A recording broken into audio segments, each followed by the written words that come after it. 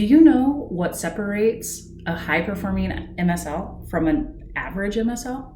It is the ability to focus on and execute needle-moving activities.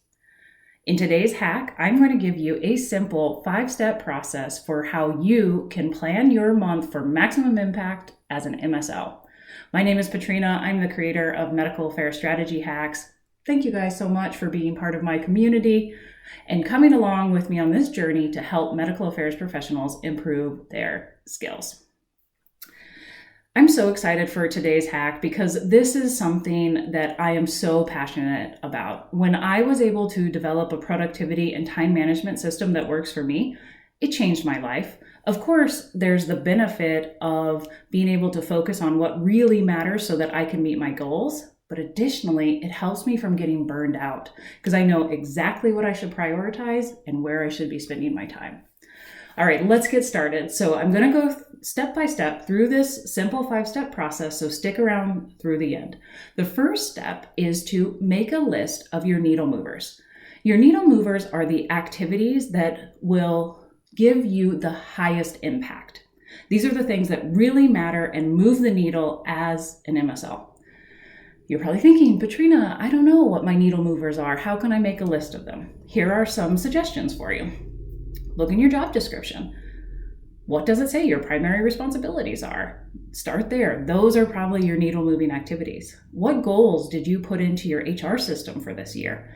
Those are your needle moving activities. Or did your leadership present some targets or KPIs for the MSL team this year? Those are your needle moving activities. Those are what you should be focusing on. Throughout the rest of this video, I'm going to focus on an example that most MSLs can relate to.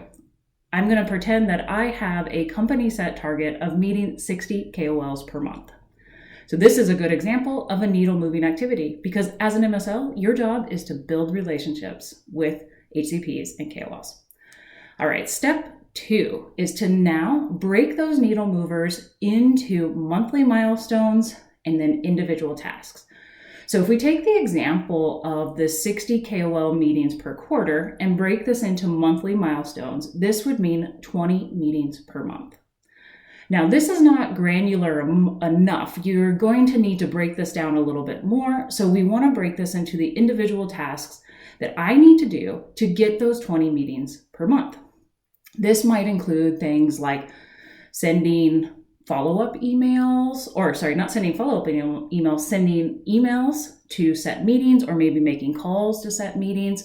You'll also want to schedule time out for the follow-ups because most likely most people are not going to respond to you the first time around.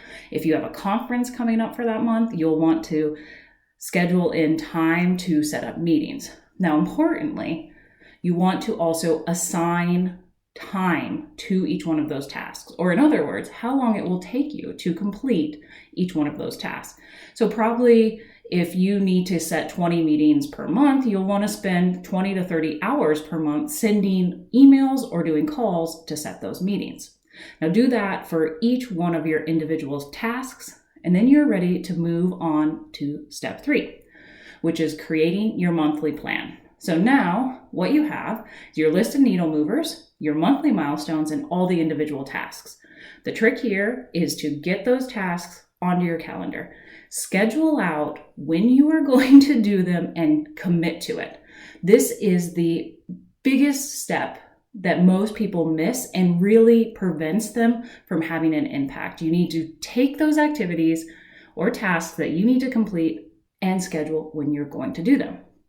A strategy that some people use that works well for them is to batch tasks and then put it on a day of the week.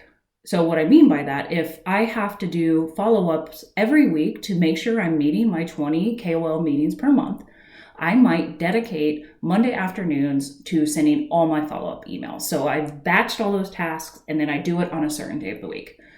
How you complete your task is totally up to you. A system that works for me might not necessarily work for you. So don't get stressed out about batching it or doing a certain day of the week. Figure out what works for you, but make sure you schedule them out and commit to it. All right, step 4. This is critical to making you very productive. And the step is to create templates and checklists. Like most jobs, the MSL job is pretty repetitive. You're going to be doing a lot of the same things over and over again, so you don't want to recreate the wheel every single time.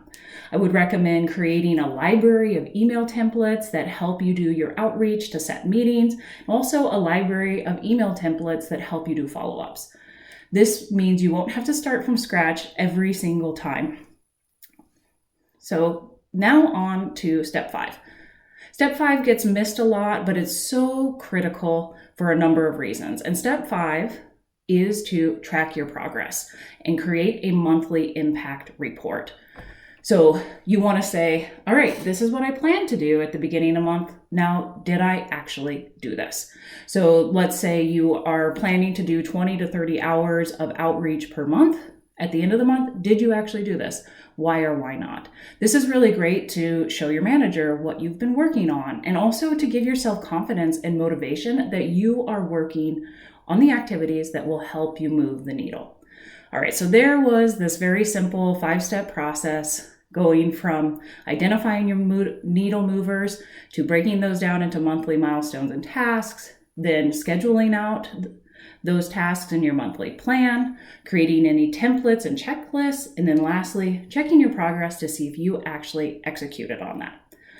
I have a whole bunch of different resources for you, including a checklist that you can use to start to make sure you're automating or doing these tasks over and over again and to make your life easier. I have that on the Medical Affairs Value blog. Be sure to check that out. If you're not subscribed to my newsletter, you can subscribe to that there as well.